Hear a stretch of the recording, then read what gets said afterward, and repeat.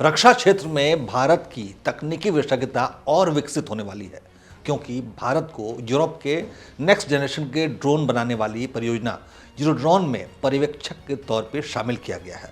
इसे ड्रोन तकनीक के क्षेत्र में भारत की एक बहुत ही बड़ी छलांग, बहुत ही बड़ी कामयाबी के रूप में इसको देखा जा रहा है।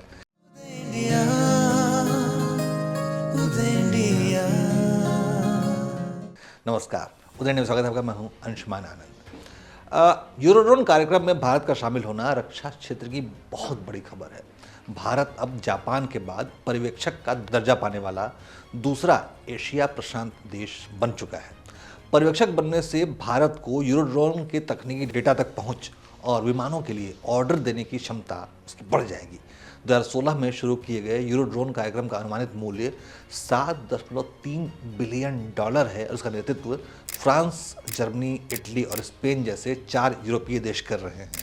इसमें एयरबस, दस्सॉ और लियोनार्डो जैसी प्रमुख विमानन कंपनियां शामिल हैं, जो रक्षा क्षेत्र की बड़ी कंपनियां हैं और वो इस परियोजना को आगे बढ़ा रही हैं। इस परियोजना को अमेरिकी MQ-9B रिपर जैसी गैर यूरोपीय सिस्टम पर यूरोप की निर्भरता को कम करने के लिए तैयार किया गया है।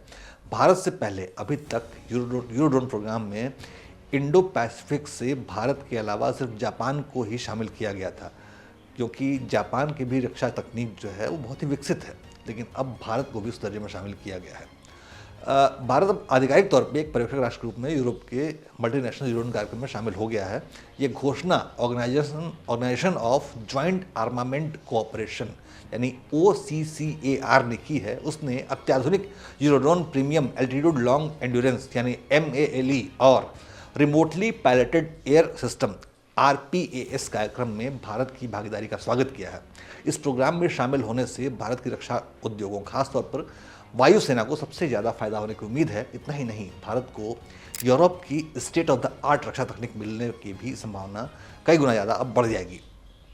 OCCAR ने ही यूरोप की कई प्रमुख डिफेंस प्रोजेक्ट की देखरेख करने का जिम्मा उठाया है। इसमें A400M Atlas airlifter, Boxer armoured utility vehicle, Tiger attack helicopter और होराइजन मिड लाइफ अपग्रेड यानी MLU free multi role frigate शामिल हैं।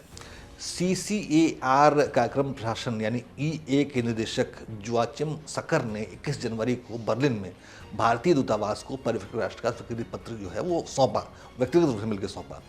CCAR EA निदेशक ने इस उपलब्धि पर भारत सरकार को बधाई दी है और आशा व्यक्त की है ये दीर्घकालिक, फलदायी और पारस्परिक रूप से लाभदायक सहयोग की नींव रखेगा। हालांकि OCCAR ने भारत को मिलने वाले विशिष्ट लाभों के बारे में विस्तार से भी नहीं बताया है, लेकिन ये कदम भारत की व्यापक रक्षा रणनीति के अनुरूप है, जिसमें वैश्विक भागीदारों के साथ प्रौद्योगिकी सहयोग को गहरा करना शामिल है। यूरोड्रोन कार्यक्रम में भारत की भागीदारी अक्टूबर 2024 में जर्मनी के साथ हस्ताक्षरित एक संयुक्त रक्षा सहयोग समझौते के तुरंत बाद हुई है। ये समझौता प्रौद्योगिकी, रक्षा सहयोग, सह उत्पादन और रक्षा प्लेटफॉर्मों के सह विकास के लिए प्रतिबद्धताओं को रेखांकित करता है। यूरोड्रोन प्रोग्राम से सबसे ज़्यादा फायदा भारतीय वायुसेना को होने की उम्मीद है।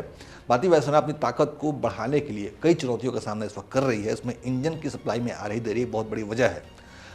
भारत अभी तक खुद का जेट इंजन विकसित नहीं कर पाया है। ऐसे में यूरोड्रोन जैसे कार्यक्रम के जरिए भारत यूरोपीय भागीदारों के साथ मिलकर विमान क्षेत्र में एक लंबी छलांग लगा सकता है। लेकिन एक खास बात और है कि इस यूरोड्रोन कार्यक्रम में भारत की भूमिका सिर्फ पर्यवेक्षक देश की रहेगी, जो कि डिज़ाइन, विकास या भाग लेने वाले देशों के बीच वर्क शेयर के वितरण के बारे में निर्णय लेने की प्रक्रियाओं में शामिल नहीं होते हैं।